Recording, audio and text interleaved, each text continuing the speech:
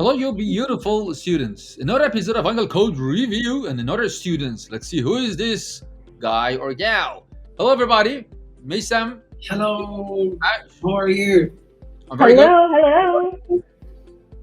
All right. Good. Who is the person today? Who is the lucky person today? Yeah, so today I'm actually very, very excited for this particular student. Mhm. So this student joined this year and he's a This year. teenager. Yeah, only this year. So Okay, it means that perfect. his full experience is online with Kidocode. And then when he joined in, he actually got some help with this, our trainers, and recently won third of this World Skills Russia 2021 competition. Wow. Won Wow. third. Yeah. Congratulations. Amazing. Very So happy to hear that. this student's Amazing. name is Fawwaz. He is 14 years old. Fawwaz, great. Well Yeah. done, Fawwaz. I'm so happy. Glad to hear that. That is so nice. It's great. Looking for see more of this kind of recognition and awards in your life and your career. Great, amazing. So, Maysam, do you have anything about our student today?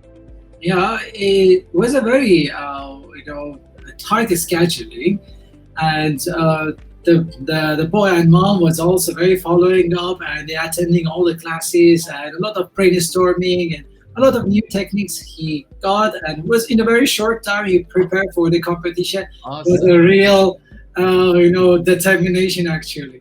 Great, very good, very good. Well done. So let's go and jump to see what codes you guys selected from his job. So I'm gonna share my screen now here.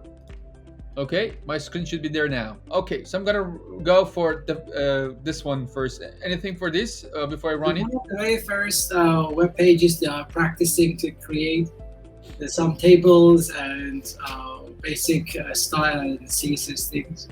Okay, so this is where your web journey, I guess, started. Yeah, exactly.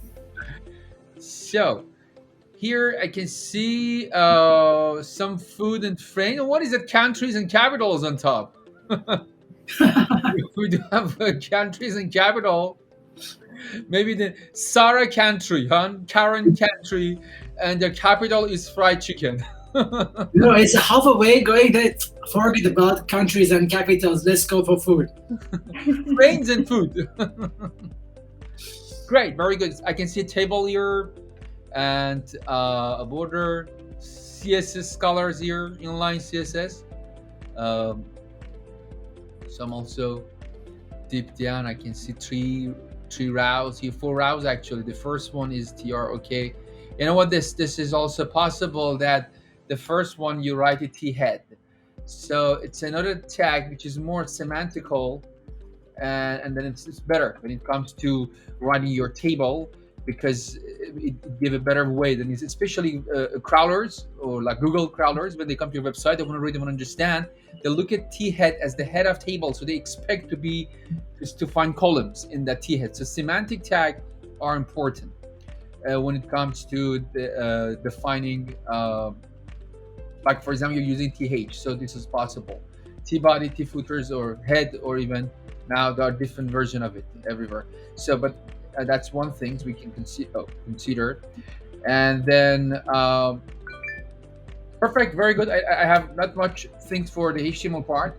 I mean like rather than seeing that you can learn to keep css in a separated file later and then refer them rather than writing down in the html as an inline css. That's one of the things you're going to learn, you're going to do it. It's very important, and maybe even you know it now, and I guess to keep this stuff outside of this kind of HTML, so you don't need to repeat it and repeat it. You're just going to say that all the th, I want them to be blue and the color be white. You know, the color of the text, and same goes for the rest. You know, even here you can do such a kind of thing. But wait a moment, here there's something that imagine if I open up a head here and I write a style and I write style tag, so then I can just simply write in a very fast way any table th. So I'm gonna make it like background color, background color. I'm gonna make it blue, and I want to make the color to be white. So then I technically can remove all this style.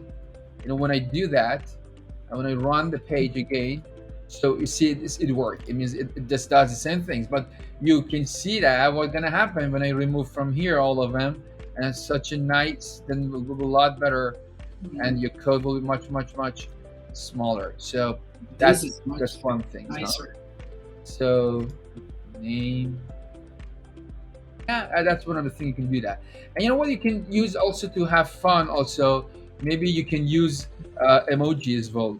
Food, for example, maybe I can put some emoji here and then I run it, so I have emoji here. So emoji is possible. So same things you Nice. can do for the rest of the thing. I suggest you to figure out what else you can do here to make it to make the HTML looks like this technically. And then and the other thing that I suggest here is to text align center maybe. So then all of them will be center. I mean that's the whole thing. You can do the same thing for the rest. And yeah, pretty much that's all. Okay, so we can use in these techniques, this is CSS styles. We bring them out, we put them in the page, or we put them in different file and then link it to HTML. Both possible. Okay, I'm gonna go for the next code in Python. All right. Okay, so now let's run this code. Anything on Mason for this code you Yeah, don't have just or not? random movements, brownies. Oh, brownies. Okay, now the turtle moved out. So let me speed it up a little bit. Okay, cool. Now let's go through the code. Let's see what you've done in here. You import random. So let me bring it up first, and then speed and the length. You haven't. Okay, I'll remove this line because you haven't used it. So then you have an angle. You have one for loops, picking up the random numbers and the angle, I guess. So then you add it to. Okay, that's interesting. That's interesting. You first in the first loop, first iteration, is creating 10 random values for angles. So that's nice. That means you have an array or a list of angles that contains those random angles that you want to use them. Then you go through the next four loops and then use nice set heading. I like the set heading. You just move to that random and then go forward 300 pixel. So this is cool. Of course, definitely you can merge it because you're not using that. The reason you only use angles here, so you can maybe bring this inside the loop, something like that, for example, and then not necessarily you need that loop.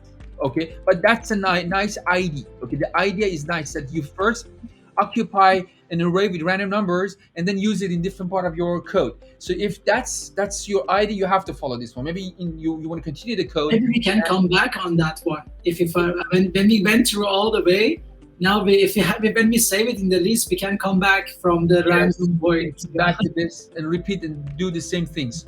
So if you do this, if you use it in different places, it's a very nice idea that you generate your random numbers here. So the one thing that I can tell you here to do is, okay, the way you created the random data, there are different ways that you can do that. One way, let me see if we have this here or not. Okay, no, this. Okay, Python come with an interesting function. It's sample. So the sample accepts accept an array and then also a sample size, and then pick up the number of elements that you want to take it out from the list, and then based on that, you have this ability to take it out. So I will choose another way. I'll come here and I will comment this line. Okay, so now what I think is I can come up with a better way to generate random number for you, Fawwaz. So let's see what I'm going to do. I'm going to write down this.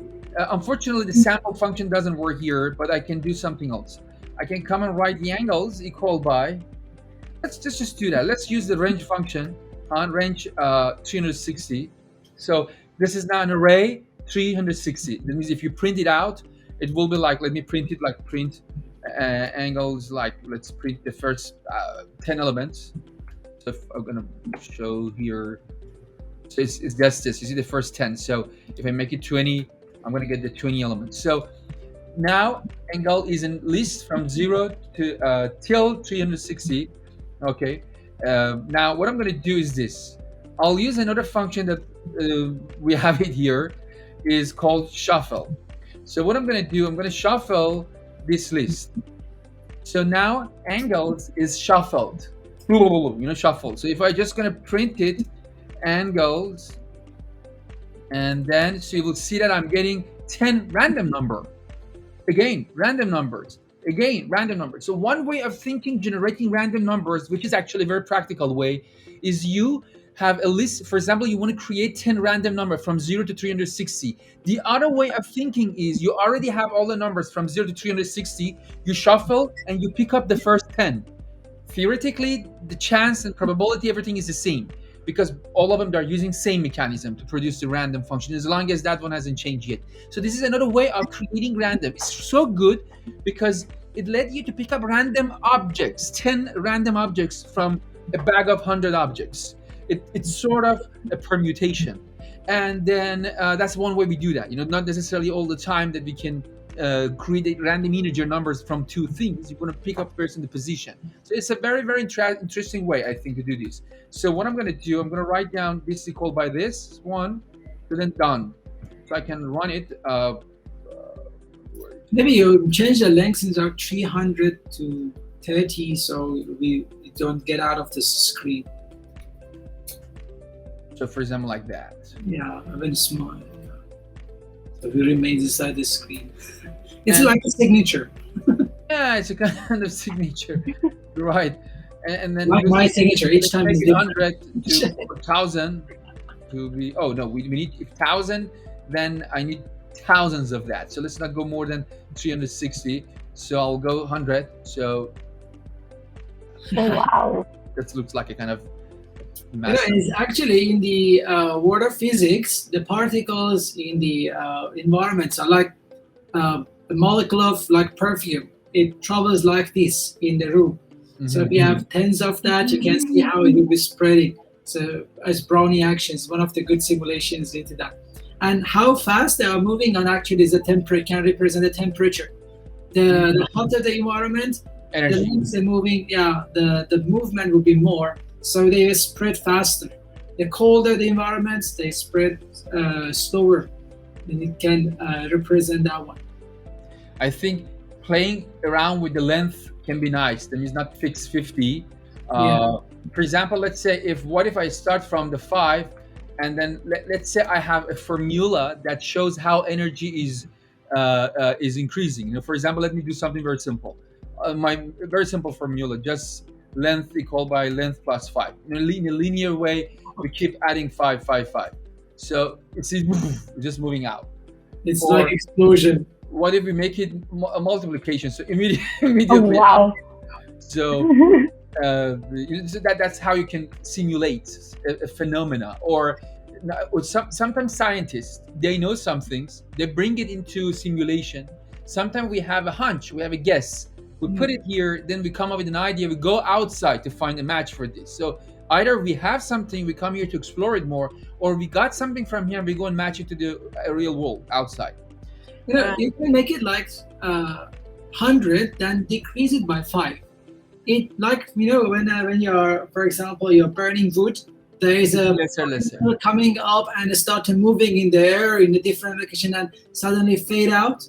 It's actually a hot particle coming out, and by heating other molecules, it's cooling down and spinning down, and then eventually. So let me do that. I will here put 100. This was like Big Bang. Now let's go for a different thermodynamic rule. So I will go for length minus 10. Oh my God! Oh, it's because 100 times negative. Okay. So what we're gonna do is this: we're gonna make it like a 1. Yeah. Or what I'm gonna do is like make it like 150, and then even 105 is still is high. Okay, that's gonna be good now.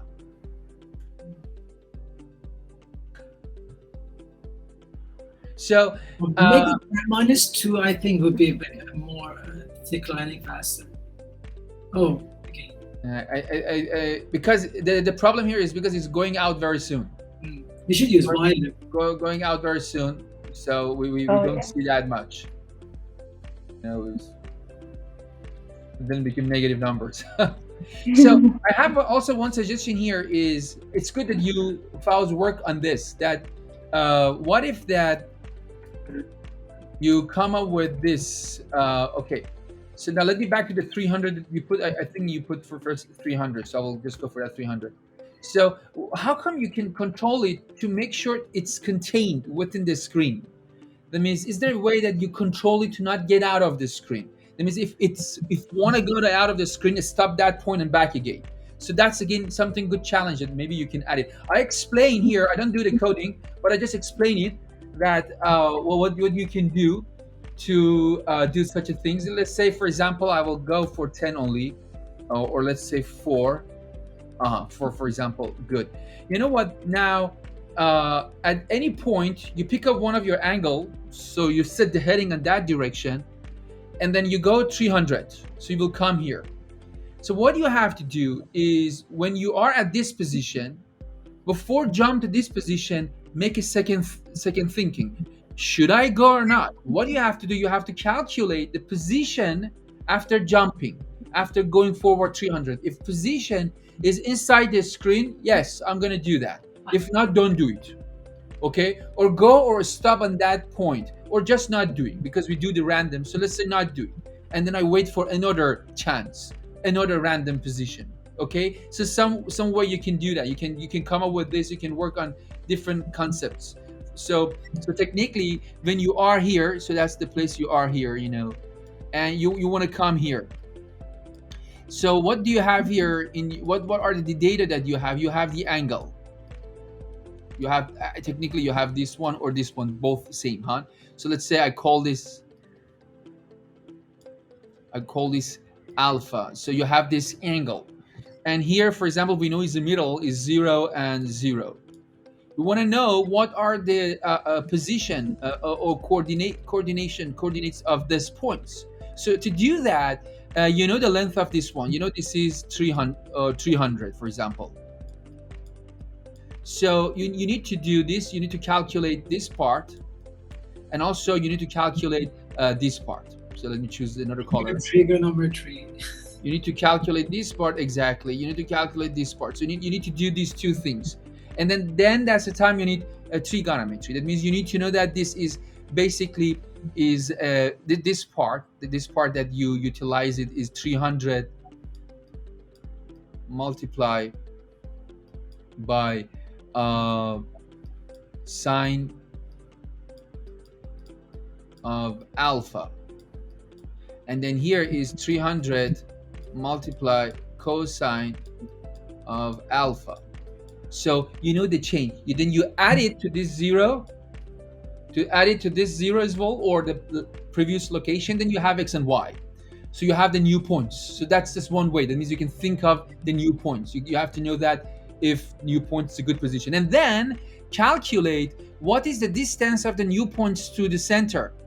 If, for example, is less than 200, allow it. And then what's going to happen? You have all the things around this circle. 200. Let's say if this is 200 with a radius of 200. So all the things happening within that 200. Or for example, when you come to these points, then you do the calculation between this and the next point. So from current point to the next point, you can calculate the new points. And then you can see what's going to happen the new points and calculate the distance of the new points to the centers. As long as it's in this circle, yeah, you're going to do it.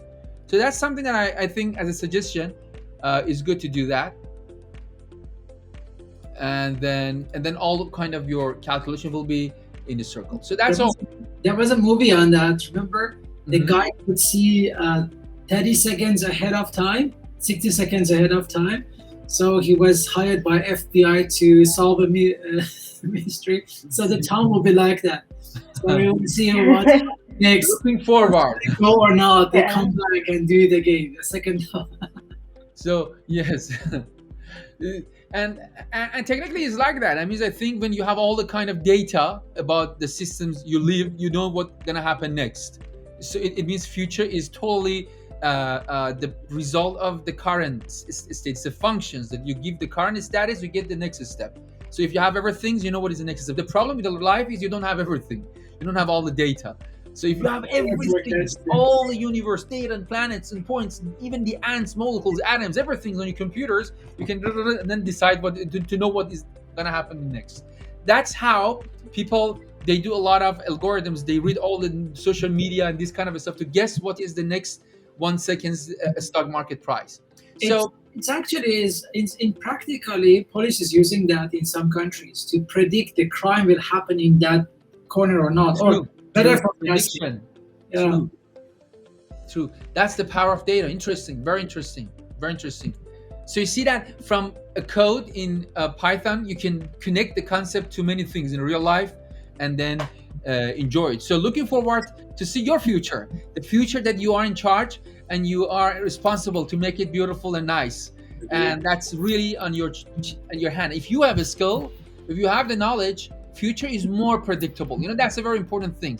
So you can't exactly say what's going to happen, but you can say what's going to happen with a higher chance, higher probability. When you have better tools, better knowledge, better skills, so you have better chance to have the future that you're looking for. I hope you get more rewards, more recognition. I hope you not just reward recognition, you do fantastic things, real products, helpful products for people and everybody to have a better life and society.